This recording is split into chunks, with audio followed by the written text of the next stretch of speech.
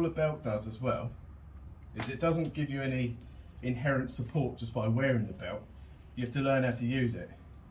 So I just thought wearing it supported your back, that was it. no, you use it to support your back, but you do it by pushing your muscles out into the belt and then breathe, and then it all becomes tight there, and it creates that like tin can effect. So if you can imagine like a can of beer, it's very strong, especially before you've opened it. Yeah. So it's filled with all that liquid and all that carbonation pushing outwards. So if you were to try and squeeze that can, it'd be fighting a losing battle. You wouldn't be able to squeeze it.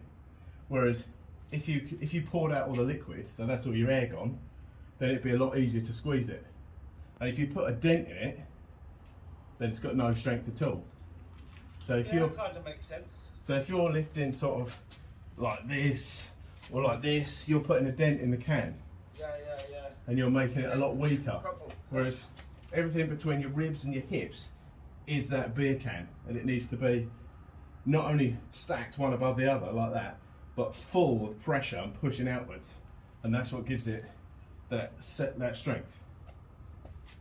So that's the point of the belt. You can do it without the belt, but it just gives you something to push on and makes it easier to get that I feedback. thought it was there just to protect your back. Yeah, it is, but most people don't know how to use it. That's Yeah. Most people think I'll just do it up as tight as I possibly can, and that will sort it. But no. The fat come over the top of it.